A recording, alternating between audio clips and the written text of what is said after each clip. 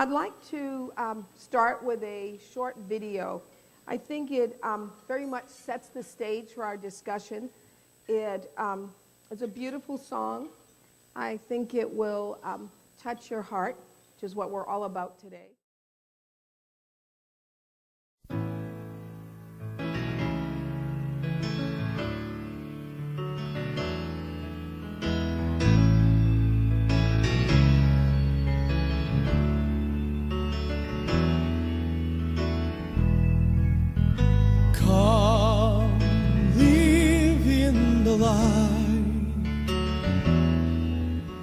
Shine with the joy and the love of the Lord.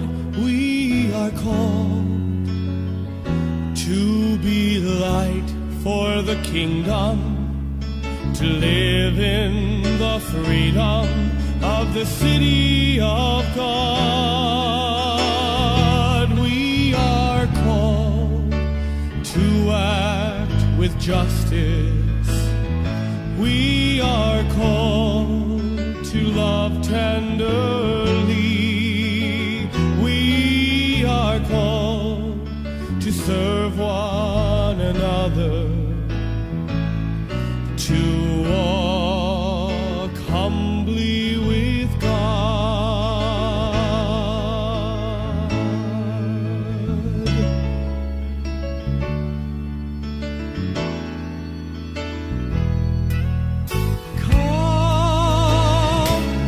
Your heart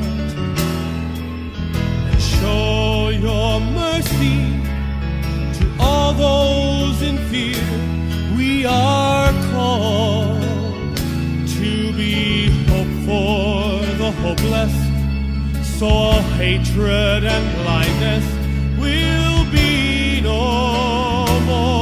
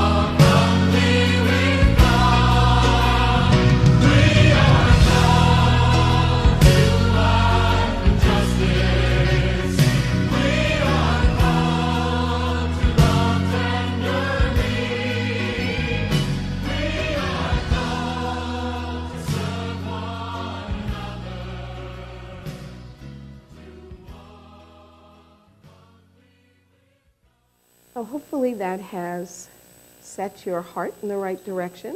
And as I ask our four panelists to please make their way to the table, I will be telling you something about each of them. Our first panelist is Dede Johnson, and she graduated from our BSN program in 1974, and she has been named our Alumni Merit Awardee for 2013. The majority of her 25-year nursing career was in psychiatry, and with a few years of home health and hospice nursing. She worked as an associate director of alumni relations at Creighton, so has a great connection there for 7 years before retiring. Her hometown is Omaha, where she has always been an active community volunteer. Her favorite volunteer activities include Creighton, the College of Nursing, for which we're very glad, CU Athletics, CU Hospital Service League, Jesuit Academy, Duchesne, St. Margaret Mary's, and the Omaha Law League. Dede and her husband Will raised their 5 children in their dual career household and enjoy 10 grandchildren under the age of 7. So just having enough car seats is the biggest challenge. Diane Stormberg is another one of our panelists. She graduated from our BSN program in 1980, and she's worked in her hometown of Omaha at Children's Hospital, Creighton Medical Center, and College of St. Mary's, many positions where she's enjoyed opportunities in hospital nursing, ambulatory care, teaching, managing, and research. And she now works as administrator in the Institutional Review Board here at Creighton that has oversight for all human research. So if you're going to be in research, you really want to talk with Diane. She states that I just love this comment. She said she was honored to be on our alumni board for the last 15 years. It is us who is honored to have her supporting presence always there for more than a decade. It's wonderful. She and her husband, Scott's also an alum. She has 2 children, and one of them is alum, so they truly bleed Creighton blue. Nick Warren represents our ANC grads. He graduated from our accelerated nursing curriculum in 2006. And he originally had a bachelor's in science and exercise science from UNO, decided his nursing, and we'll hear that journey. But his career in nursing began in pediatric PICU at CUMC, where he was there from 2006 through 2012, and now he's currently at Boys Town National Research Hospital in their PACU. His hometown is also Omaha. He's married and has 2 lovely little girls, 1.5 and 3.5 years old. So he might tell us how he balanced his life with being able to do that. And our last, but certainly not least panelist, our newest graduate. We try to have graduates from different decades, from different curricula, and Melissa represents our traditional curriculum, and she graduated just in 2012. She didn't even mention this on hers, but I'm going to say it, that at commencement in 2012, Creighton bestowed its highest honor upon her when she won the Spirit of Creighton Award. Very special. In her humble way, she didn't even mention that. She currently works as a staff nurse and is doing some clinical instruction for us. We're very happy about that, here in Omaha. At Children's, she's on the 6th floor, caring primarily for children with oncology and diabetic concerns. Her hometown is Granville, Iowa, and she didn't have enough of Creighton yet, so she is going to be an alum a second time. She's in our DNP program and will be finishing in 2016. We sent some questions ahead of time to our panelists so they had a chance to reflect on them. And I'll say the question, and whoever wants to respond, please do respond. And if you don't want to respond to every question, that's okay. And we'll just move along that way.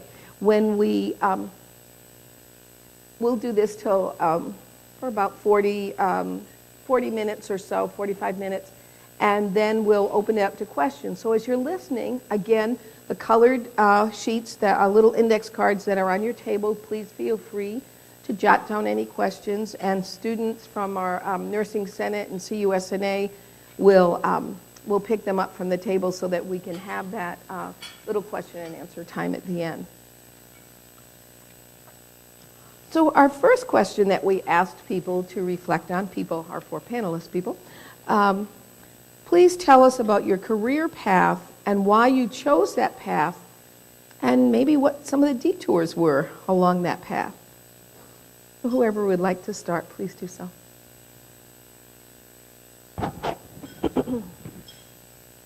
Well, good morning. Thank you all for being here, first of all.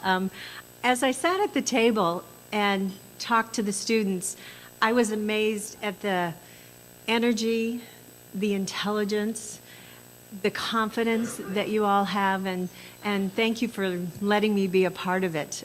It's very invigorating in itself, so thank you for that. My call to nursing wasn't straight on. I grew up in a medical family, my father was a pediatrician, grew up working in his office, putting together packets when I was 12, 13, 14, and I read them all. They were about developmental growth. They were all for the parents. And I actually copied them and put them together. And I thought, oh, this is interesting, and time went on, and then I worked at Children's Hospital as a nurse's aide back then.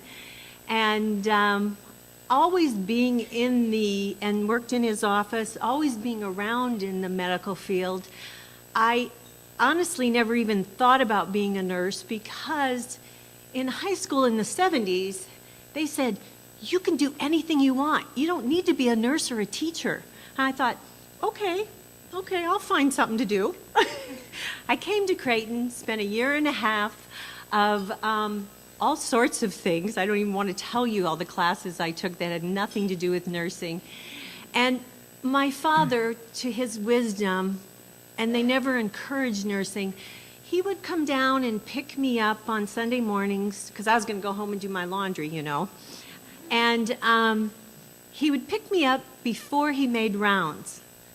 And I'd go on rounds with him. Now, unfortunately, that can't happen now with HIPAA and the new things, the new laws. But I met his patients, and I saw the compassion, the kindness, things that you could provide, and I thought, that's what I want to do. That's what I want to do. And that's when I started nursing. Okay. Well, I am very honored to be here. I'm among very good company and a little overwhelmed. But my very brief kind of call and career path to nursing was one that I put up a lot of resistance against. My family, my father has 14 siblings. 9 or 10 of them are women, and 9 of them are nurses. And so it was something that my grandpa had really always, it was a very traditional, exactly as you said, role that women were very much invited to. And so that was always something that I told myself, I'm never going to be a nurse. That's the one thing I can cross off my list. And look at me now. But I very much have lucked into, and by the grace of the people that have supported me, there was a nurse practitioner that actually came to my high school health class, I think it was. And I didn't realize all of the opportunities that were out there. It wasn't something that was widely known. I'm from a very rural community with a very small hospital. And just hearing that there was higher education and ways to really be a patient advocate and have a primary care role, not only as a nurse, but as an advanced practice nurse, was something that I was really called to. So I got to Creighton, and I had no idea what I was getting myself into. There were definitely times along the way where I was like, I don't know if I'm cut out for this. But I have always had a really deep-set love for kids, probably because I still am one at heart. Don't know if I'll ever completely grow up. But the idea of being able to care for a patient and their family in one of the most scary times of their lives is something that I've really found very life-giving. To do that in a more, not even holistic, because nursing in and of itself is holistic, but in just a new role that's ever changing and ever advancing is something that I'm really excited about. So. All right, and thank you all for having me today. Appreciate it, being honored up here with all these folks. My career path, I guess, started out a little bit different, obviously being an accelerated student. I graduated with an exercise science degree. My initial thought was I was going to do strength and conditioning, coaching, that kind of thing. And once I got into some shadowing and that kind of thing, it just never felt right there. I needed to be closer to people and be a little bit more medically challenged, learn a little bit more about people, and that's what I responded to well was people. And so my mom, being a nurse, she was always, you should go to nursing. I'm like, eh. So it was a slow process, but a very great one that happened. And it stemmed even further back from that. When I was in 8th grade, my grandmother lived with us, and she had cancer, and she lived with us until she died. And just seeing my mom being there, taking care of her, and then I was able to help a little bit, just doing simple things like oral care and that kind of thing, that I can call it like oral care now. At the time, it was like helping grandma brush her teeth. So,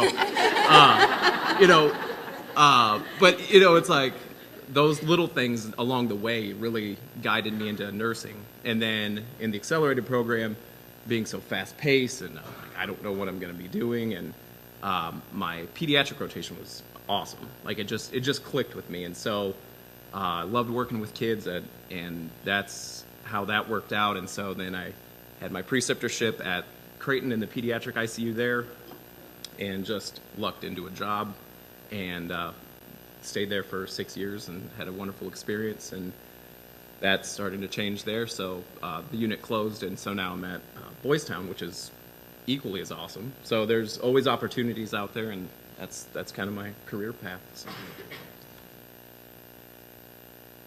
So I did go to high school in the 60s, and I thought I was going to be a concert pianist. So my mother and dad said, you're going to go to Creighton, and you'll probably be a nurse or a teacher. But actually, as a young, that just didn't happen, but I still do play the piano. So I babysat. I grew up in a neighborhood with hundreds of children, and I mean these were families of 10 and 12 and 8. I mean, our family of 6 children was probably one of the smallest ones, and I started babysitting, and that was 50 cents an hour then. And I took care of 2 families that lost a child, and I was still just a child. This was probably 8th grade, freshman year in high school. And one of the little guys in this family of 10, whose mother actually then became a professor at the College of Nursing here and is long retired, he died of leukemia when he was about 10. And many, many, many kids died of leukemia back in the 60s and 70s. And it's so terrific that that doesn't happen anymore. And then another family, one of the 5 kids in that family got very sick, and I was still, they trusted me to babysit on occasion, and she died of nephrosis, kidney disease. And I think that sort of left a mark on me. There were no nurses in any of my family. There's a scads of teachers and principals, and we have way too many lawyers, and I actually married one, but way too many. So I decided the day I turned 16, which is when you could become a nursing assistant then, I took the 2-week course out at Bergen Mercy, and I went to work as a nursing assistant and in pediatrics. I find it really amazing that they didn't know this whole panel was sort of initially drawn to pediatrics. And I worked for 4 years, and I made $1.51 an hour, and that was 3 times what you made babysitting. So just to show you how low salaries were then. But and it was great. And then I started nursing at Creighton. I have never, ever looked back. I loved it. I loved the program. We had awesome instructors. I think we had one instructor during that time from 70 to 74 that actually had her PhD. So there's a whole brand new world out there of so many gifted and fabulous doctorate level nurses, and they're teaching you and forming you. Then these guys that I knew, Creighton guys, said, you got to come work at St. Joe's. They pay like 15 cents more than Bergen an hour, and it's a lot more fun. Well, obviously, with all the med students and everybody else running around there, I said, hey, I'll give it a shot. So I switched down at St. Joe's and made 15 cents more an hour, and loved that. They weren't hiring. I talked my way in somehow. And I said, I'll work on the worst floor in the hospital. I'll work on your toughest floor, because I had a really tough med surg instructor, and I'd really, done just 4 years of pediatrics, and I thought I better get to the bottom of this and be able to deal with this course load. And I worked on the hardest floor in the hospital and enjoyed it a great deal. And then I met the mentor of my whole college nursing career, Helen Pallison. At that time, we took a full semester of psych, and I really fell in love with that field. It was difficult. It takes an interesting rare bird, I think, to actually go into psych and stay in it as long as I did till I got my permanent pass. And then I decided I would go to work on in the psych unit. And at the time, it was a 120-bed hospital with just psych patients attached to the big old St. Joseph Hospital down there on 10th Street, which has been torn down now. The hospital was. So I went to work in psych and worked as a tech then, nurse tech, till I graduated and was offered a job.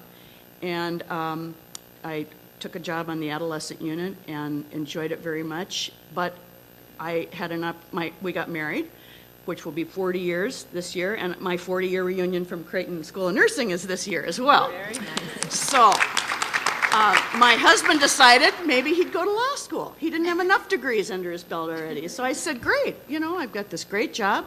By then they hired, if you had a BSN, you made $3.96 as a new starting nurse with your BSN. The girls who didn't have a BSN started at less than that. So away we went, and I brought one little visual aid. This is to tell you to be open to change. I happen to have, now this isn't all my name tags, but in the day, Miss Meyer was my student nurse name tag. And here's some of the positions that I had while at St. Joseph Hospital, St. Joseph Center for Mental Health, St. Joseph. It changed names, it changed owners. We went from the Franciscan nuns to AMI to Tenet to, they're changing faster now than all the changes we've had in my lifetime. But so my journey was interesting. I did stay in psychiatry the most part of my 25 years. I took every chance at advancement I could. I had an awesome mentor at the Center for Mental Health who I wouldn't have taken some of those risks and jumps as young as I was to become head nurse of, did you say the adolescent unit? No, the locked intensive care unit, the 17 locked intensive care beds. And it was probably one of the most interesting, difficult, fulfilling units to work on and that I ever did. And I'm glad I did it. We talked about roadblocks, or what did you ask if we had detours? Oh, I had some detours.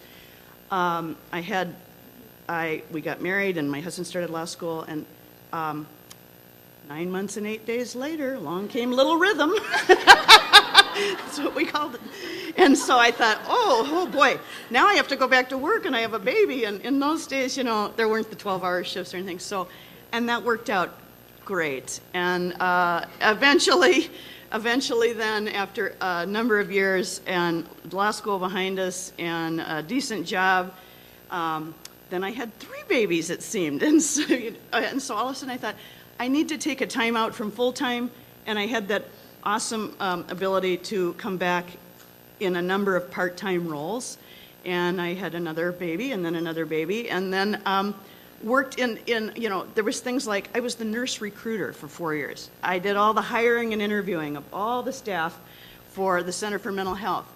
My favorite people to hire, the Creighton Accelerated Program grads that loved psych and wanted to come to work in that field. I always set those applications aside. They were beautifully, their education, their experience, their maturity was really neat. I had another really big roadblock. I had one of our 5 kids had a very, very serious, it was an AVM, and it came out of nowhere, and I had 5 kids under age 10, still working, and we had to go to UCSF in San Francisco for his treatment and care, and it was a long way off, and thank God I had the experience of being a nurse myself and knowledge of hospitals and everything that went with that, and there was a lot of really critical and unusual, really sick kids on this enormous pediatric unit out there from all over the world, and it was things, I just felt like our problem is so small compared to look to the left and look to the right down those hallways. that was the first of 17 trips I ended up having to take with him over an 8-year period between first grade and, say, about 8th grade. They saved his life. They can treat AVMs, and they have all kinds of things now all over the country. There was like 2 places we could go at the time. That taught me a lot, too, about the beauty of this career that I chose. So it not only served me to take care of my own child, but you will find that you'll be a nurse, whether you're retired like I am. That call to nursing will take you all your life. You will probably nurse a grandparent, a parent, a child, your friends, your neighbors. You'll be the neighborhood nurse. I'm a psych nurse. Dede, take the BB out of this kid's head. Okay, I can do that, you know. And you do it. I've actually had 10 public saves. I mean, where somebody had a heart attack and, you know, on a golf course, and somebody collapsed in O'Hare way back. That was my first save. But I'm 10 for 10, so. So, your detours will happen, and you just have to have that faith in God and have a great mentor and somebody you know will be your wingman, and take change and take risks. And I love my career, and I've never regretted it for a moment. So, Thank you. The second question that we had asked, and I think some of you have, thanks, Sarah, have alluded to that. But what else would you say about your call to nursing? How did you feel that you were called to nursing? We've talked about your journeys, your pathways, and is there anything else you'd like to add about calling? Well, yeah, I can say that growing up in a very faith-filled home, a lot of the problems, decisions are always made with not only the help of your friends and family, but also with prayer. And I definitely say that prayer brought me to the decision to apply for school and decide that I'm going to go for this. And once I did, and started the program with hair and 20 pounds lighter, it worked out well. So, but no, there was that definite that soul, there's a feeling in the soul that it's right, and it's been right ever since I started. So. And being in the accelerated program, that really continued your prayer life, right? Yeah. And hair loss and weight gain. It's fine. I mean, it's all water in the bridge now. So. Anyone else want to comment on that?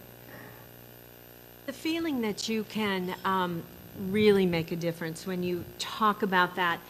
And as you talked about the accelerated program, I had a interesting student as I taught, we were in pediatrics at the time, and accelerated goes so quickly. I didn't know a lot about the students because I just did the clinical aspect, and it was over here. And we had a very, very sick child, and it was just an abused child. The situation was just horrible. And this male student was just wonderful, and there was something about him that just made the situation for both of us as an instructor and a student so much easier. And I won't go into the details of the day because it was one of those days you just don't know how you got through it. And at the end of the day, we were signing off, finishing our charting. And at the time as a student, you would, let me remember, ANC, accelerated nursing student, you would sign those initials, and then he signed SJ. And I said to him, the only thing I know that SJ stands for is a Jesuit. He was a Jesuit going through the accelerated program, and I think that was given to me. He was given to me as a student to get through that horrible day with that child that had been abused. And so, think of the power you have also, and the difference you can make.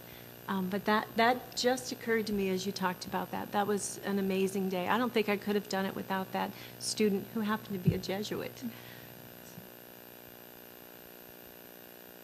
I think I though I did not go through the accelerated program, I didn't gain the freshman 15, I gained the freshman 50. So, but again, water under the bridge.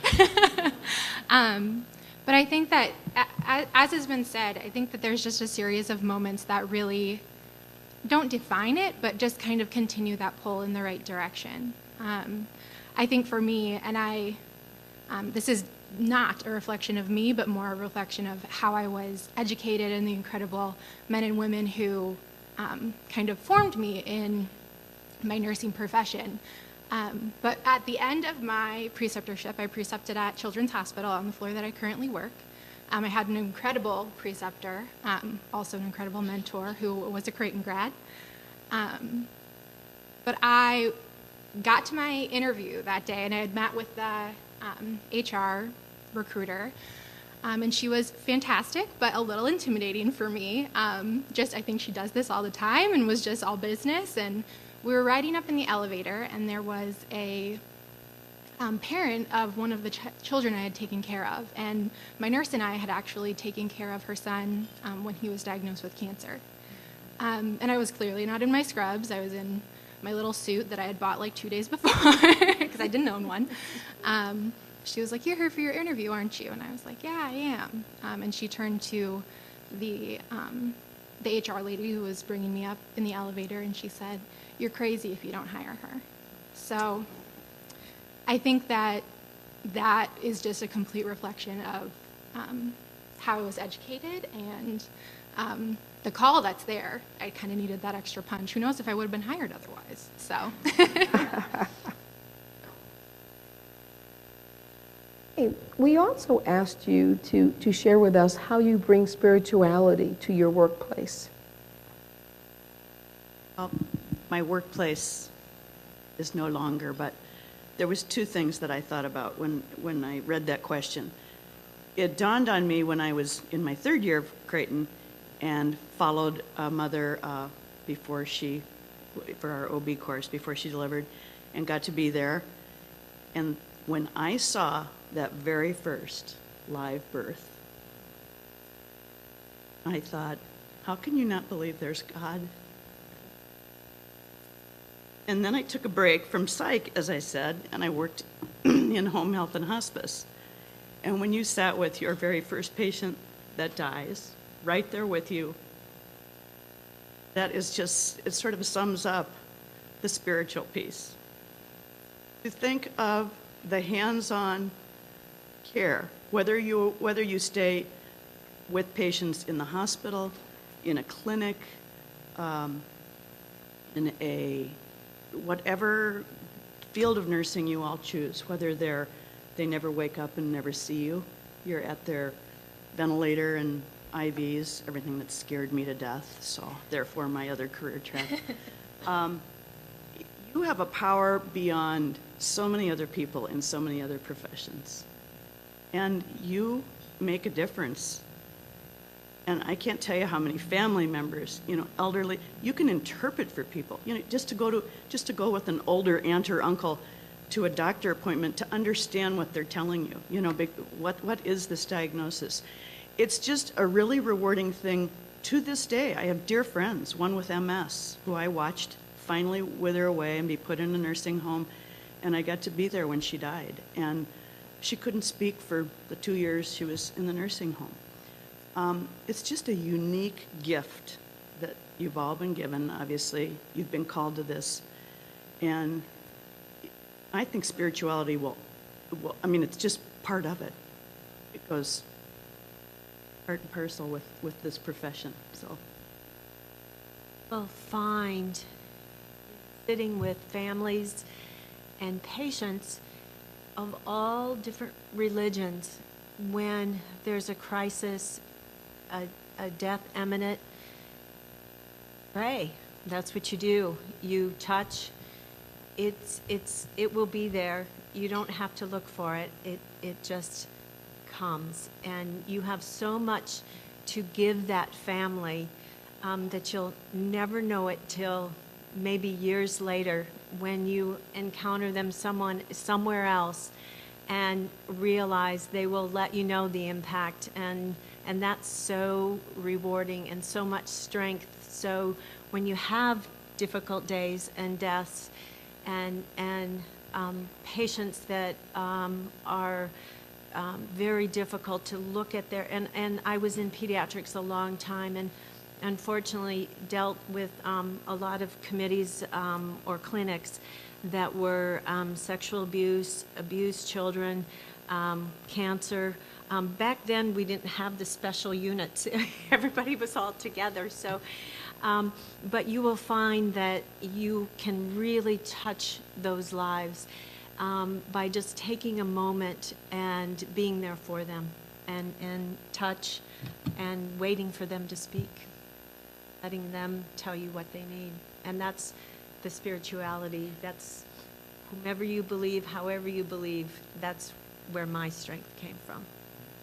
And I could say that too with spirituality, with those cases, like you're talking, like the abuse cases. Being at Creighton, you deal with trauma. That's what we dealt with, because most of the specialized stuff goes to children's for kids, so we dealt with a lot of the trauma. So there's those times where your faith in humanity is shaken. You see the absolute cruelness that somebody can do to a child, of all people, of all creatures on the earth. A child really shakes your faith, and so you have to take those moments and just breathe and pray and be with those families. I had a great instance. It was a family. It was a little 6-year-old. She was, 4, when the accident occurred, and her father was drinking and driving. They were T-boned. He was speeding. Terrible accident. She was in really bad shape, and basically a 1-to-1 patient for that whole night. Stayed on my feet, straight 13 hours, not kidding. She came in and changed a shift, and I stuck with her till the end.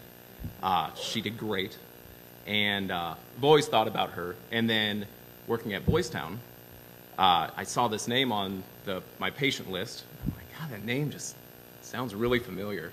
And so she gets done with recovery. She just had a real simple procedure. Take her back to the room, and the mom says, "Nick." And I look, and I was like, oh my God, it was her. It was the mom. And she gave me the biggest hug, and it felt so great, because it was just like a, closing of a circle. It was awesome. It was, one of those definite spiritual moments that you don't get every day, and you don't get really with many other careers, So it was really cool. I think that that's something that's just so unique to nursing, is the relationships that you form. And I think for me, that's where my spirituality comes from, is you can see God so easily in other people. Sometimes it's hard to see, right. But if you look really hard, you can find it. And most of the time, you don't have to look very hard. But I think my spirituality has come and been fostered by work rather than drained me of it. I took care of it was right after I was off orientation. And I wouldn't have normally been assigned to this patient, but he was a kiddo just because I was so new. But I had taken care of him through the beginning phases. He was a oncology kiddo who had stopped treatment and was just in for pancreatitis. He knew what stopping treatment had meant, but he was just in the hospital getting ready to go home. He ended up not going home, but he decided that he wanted to stay in the hospital for the remainder of his life because he thought it would be too hard on his mom. Excuse me. But caring for him. And actually in his room, it was in the room that where we cared for him, but the faucet for some reason would always turn on and off, even if you just walked past it. And he always gave me such a hard time about it and asked me when I was going to fix it, because it was. And I told him he did not want me to fix it or it would never turn off. But now, even now and then, when I'm in another room, or in that room especially, the faucet will just randomly turn on and off still, even though they've supposedly fixed it. And I'm just like, all right, bud, I hear ya. That's definitely something that you find that fosters your ability to see God and connect with Him, and definitely live out the Jesuit values. You care for the most vulnerable populations, and definitely see those values of men and women born with others, forming and educating agents of change.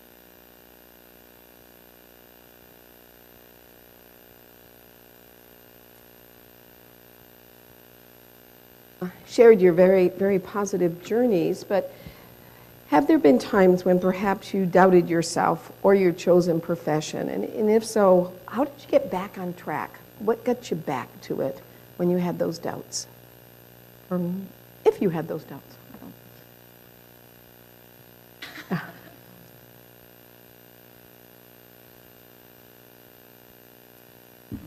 I wouldn't say I had doubts about the profession of nursing.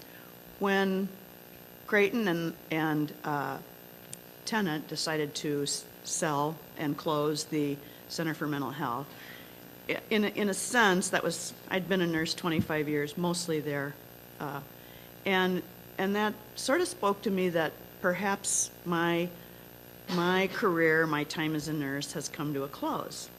And so I gave it a year. I managed 4 Midwest minor medical clinics, and I was the only administrator 24 hours a day, 365 days a year, and that pretty much solidified my decision that my nursing career indeed had come to a close.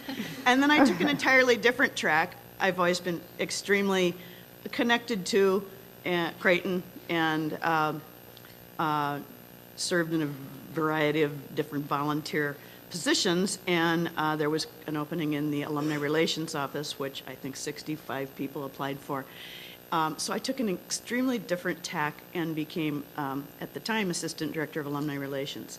And I loved that, and it allowed me to go out, and I did use my psych nursing a lot, because I took the deans and the coaches and the president all over the country, and we had events with lots and lots of alumni, and I have many generations of our family that have gone to Creighton, so I knew old people, young people, people my age.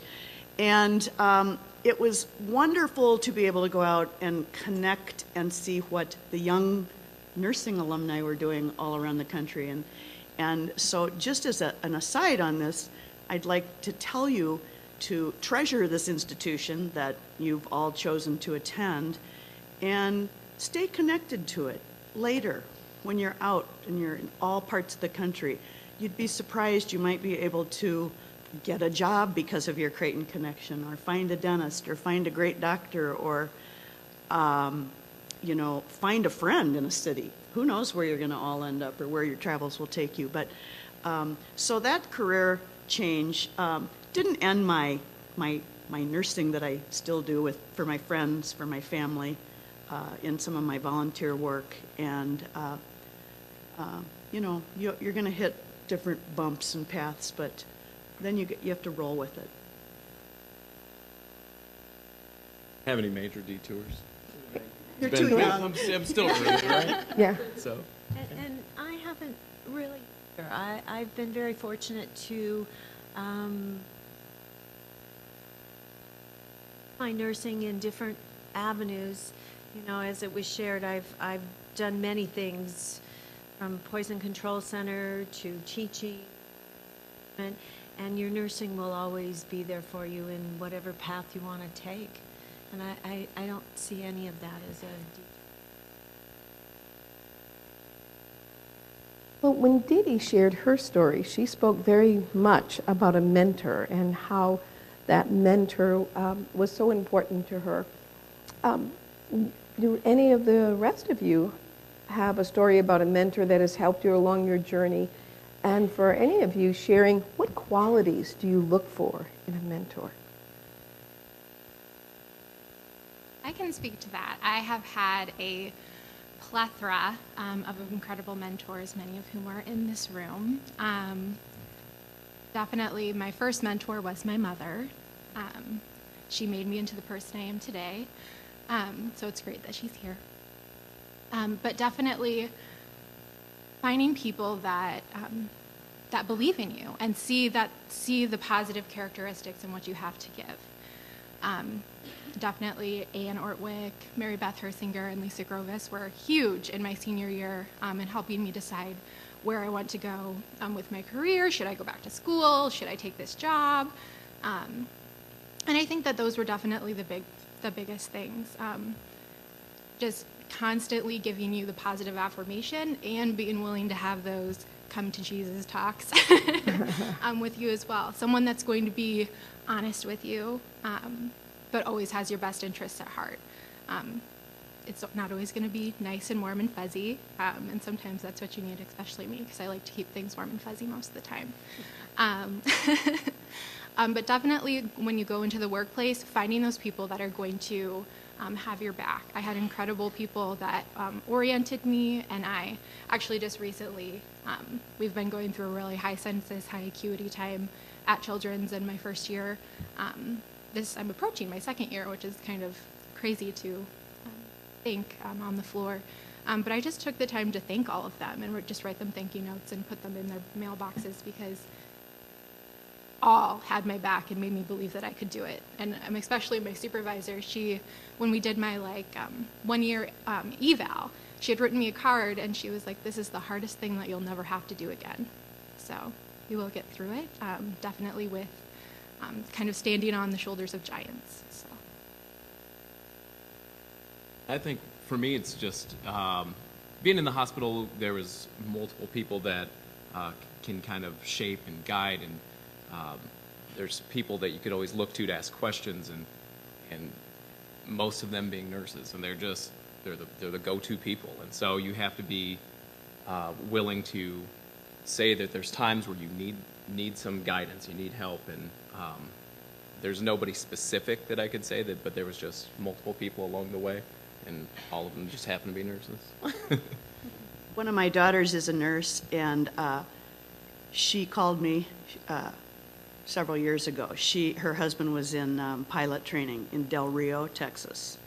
That's on the border of Texas and Mexico, and it's a very difficult place to live. So there was this small little hospital there, and she called really, really torn. She said, they want me to be the night supervisor at this hospital. And she said, Mom, this place is not like, she worked at St. Louis University. She worked at Brigham and Women. She said, I'm in Del Rio, Texas. What do you think I should do? I can't decide. I think she was the only nurse that probably had a BSN and a fair amount of experience. And I said, well, Emily, the only way I would tell you yes is, who do you report to? Who is your director of nursing? And will she have your back? And will she be there for you at 2 o'clock in the morning when this was one of her cases? The illegal person was trying to cross and got bit by a poisonous snake, and she, this young nurse, being probably the only nurse that night, had to go into the pharmacy, get the anti-venom medication, give this guy I said, do you have somebody that will have your back, that will be there for you, that will teach you, that will come in if the circumstance merits it? I said, that's the question you have to ask, and the answer you need to know if you think you want to try this job out. I said, I took a lot of scary jobs along the way, but I always had that person that I mentioned earlier. I knew she'd be there, and she helped me and made me learn. So, but I thought that was kind of a fun day when she called me up and said, I can't decide if I am up, if I can handle this. So. I was very fortunate to have a lot of mentors. My father was always there as a listener. And I shared a story at my table when I was struggling through psych nursing. I went home and I said, I don't get this. There's no procedure. There's nothing for me to do. And he said, just listen. And he always had few words, but they were always just what you needed. But in school, there were very, very significant faculty members. Many of you won't know, but Diane McCabe really touched me. I had just started nursing, and back then we did a rotation our sophomore year, so you just hit the hospital right after I learned how to make a bed. And she was my clinical instructor, and she was so compassionate and so kind and caring. That got me through that. My junior year, Dede already mentioned Lucy Spielman, who had more humor than you could ever imagine. And then my senior year, Janet Cuddigan, who was so knowledgeable and stayed after many critical care rotations to make sure I understood, because I couldn't read that EKG, whatever. But every one of them had something different to give me, and I was so fortunate to have those people along the way. And I guess as we're finishing up, before we get into some questions, is there a final message? What would you like to share with our student nurses gathered here today? And if I might ask, I know Melissa has a bit of a time crunch today, so I would ask that maybe she could speak first on that. And so. I think that just having your Creighton education behind you is going to be so huge in your life. Something that, I know there's probably some seniors in the room, but something that has really stuck with me since I graduated was actually something that Mary Beth told us in our kind of our final hoorah before you can do it, before taking boards and graduating. But just that you are so much more than minimally competent. Being a Creighton student, going to Creighton, your boards, the fact that you pass your boards and become a registered nurse show that you're minimally competent to take care of people, but just that you're so much more than that. Thank you. And if you need to. Thank you so much for having me. Thank you.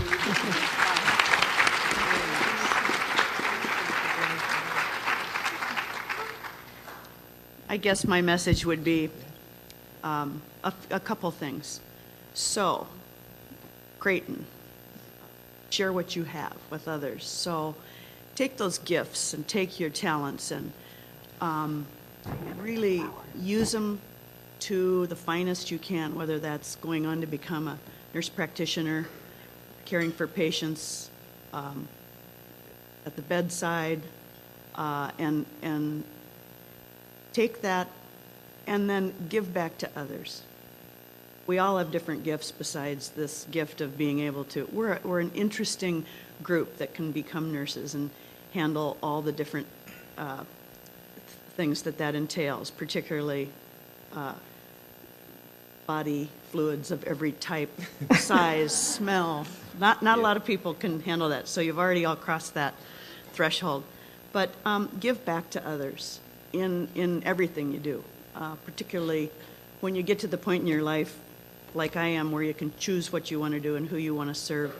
Reach out to the underserved, the working poor.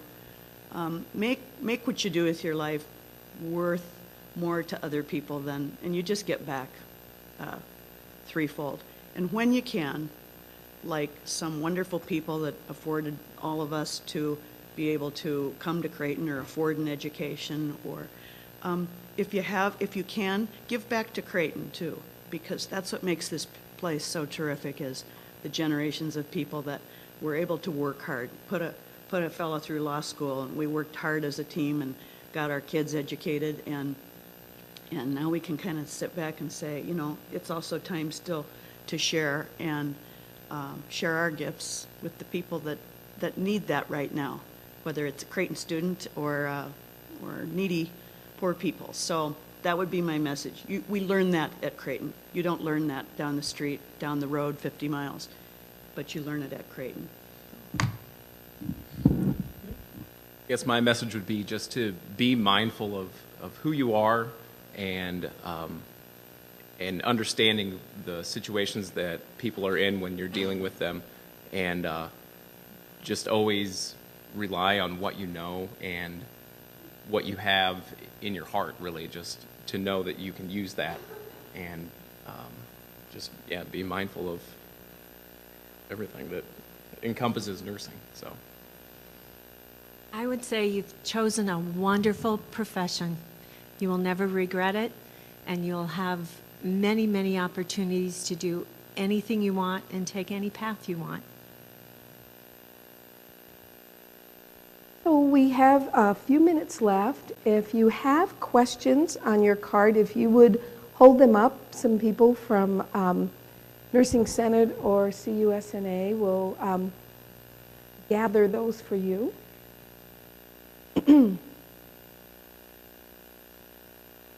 While we are getting the initial questions in, I just want to share one thing, and I think it will probably be later this week or perhaps even next week.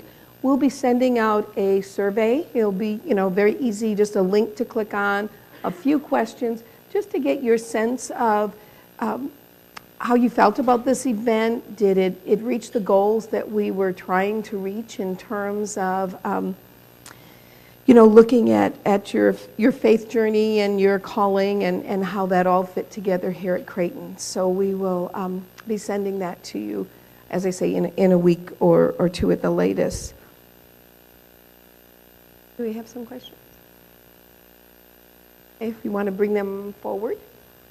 The other thing I'll mention then, while we still have a moment, is on our centerpieces, our centerpieces up here, of course, go to our panelists. So you can be a hero with your wife bringing her flowers today. Thank you. But at your table, the Feast of St. Ignatius, who obviously is the founder of the Jesuits, is July 31st. So before you leave, decide at your table who has the birthday closest to July 31st, and they'll have the flowers. Okay. How do you cope with losing patients? We heard a couple of stories. Okay, you can decide that after we... But if we can return to our questions. Everybody's ready to sort of wind down here. What do you think? Yeah. May we please return to our questions? Oh, it doesn't matter. The questions that people have asked. That means a little bit of silence, please. How do you cope with losing patients? How do you stay strong in front of families, of those families that are, of the patients who are dying? In my experience, especially with families who've lost children, not an easy task at all. But you try to tell yourself that you are in that role to be the kind of rock in that room. And again, it's not easy. There's definitely tears shed, and I think that the families appreciate that because they know that you were, that compelled or that involved in that patient's life at the end of their life, and just trying to maintain that dignity is, it's something that obviously not a lot of people get to experience. It's not easy, so I don't think about it a lot. Nick touched on a very important thing. You talk about strength, and a lot of times I think about it as not crying, but a lot of times just to sit and shed tears with them gives you both strength because it's such a sad situation. And sometimes that's how you get through is recognizing the sadness and praying together and being together. And many times after a day, I kept any card any child ever made for me as a nurse, and I still have them in my side drawer. And my very favorite one is, she had written, the top of the card said, "The greatest nurse." And there was a picture of me, which I'm sure my friends would love to see, because at the time I had a uniform on, but the picture of me, of course it was the 80s, my hair was kind of Farrah Fawcett-like, but I had big earrings on and high heels. And that little girl never saw me dressed like that, but she so knew my personality.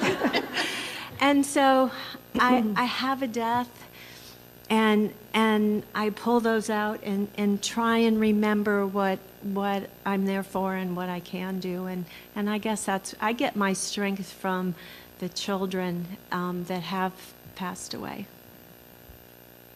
When I did the hospice nursing in the 80s, one of the patients that I worked with, and it was indeed the day she died, and she actually lived up the street. I had really little children at the time. She had 5 children, college age down to 2nd grade, and she was dying of lung cancer. And her brother, who was a Jesuit priest, happened to be in town for his 25-year jubilee in Omaha, and he came to her bedside. There was a mass around her bed. This will speak to those of you spiritually connected to the Catholic faith and the Jesuit. And her brother, and she got anxious, and she was so ready. This was a woman who really was ready to look death in the eyes, and she suffered a really difficult lung cancer. Simply is a difficult death. And I'm in the room. I'm moved beyond belief because I'm still pretty young. I'm a young person, and I hadn't been around a lot of death. And as she got very anxious and really was very close to dying, her brother kind of took her in his arms, and he said, "Ruthie, don't be afraid. You're so ready. And why don't you just let Mary take you in her arms up to heaven? It's time to go." And goodness, she probably died within the next 5 or 10 minutes. And I said that prayer every time my son was so near death. Mary, take him in your arms and rush him to heaven if that's your will, or bring him back safely to me.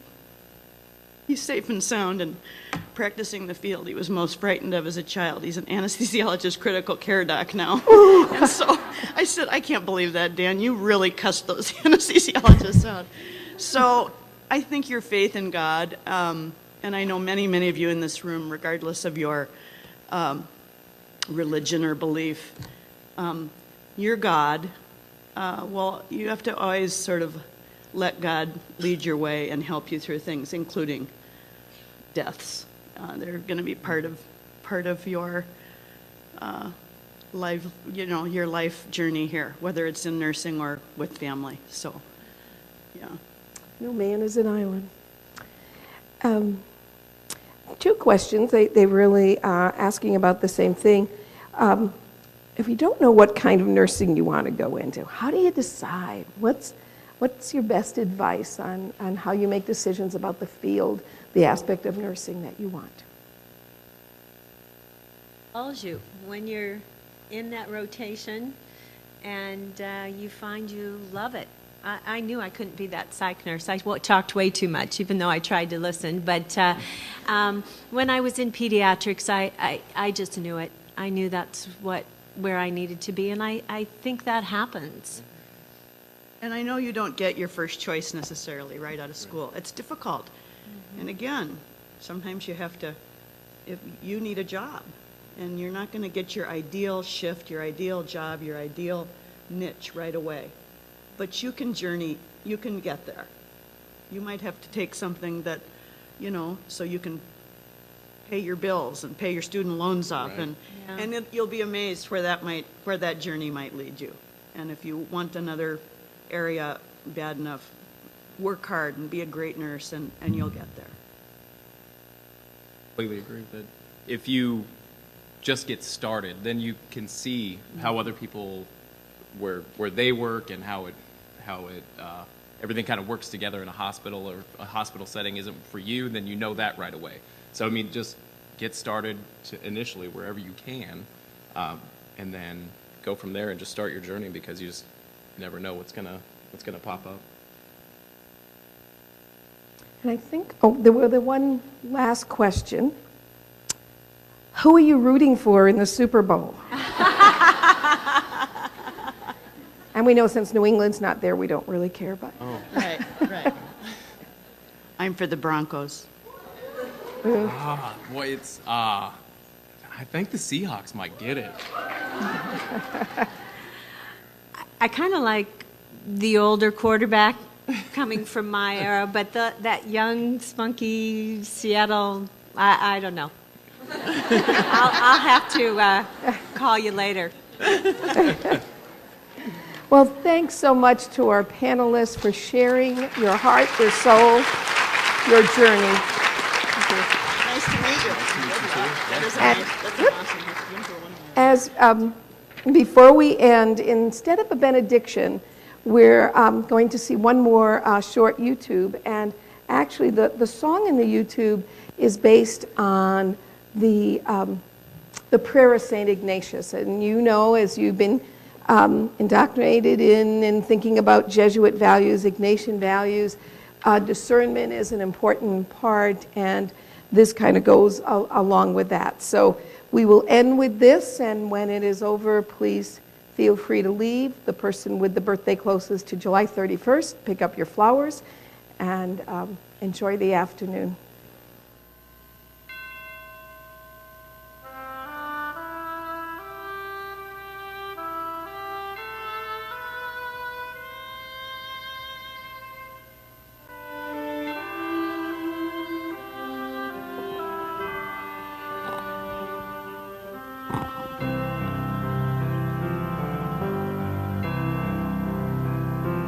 Take my heart, O Lord, take my hopes and dreams.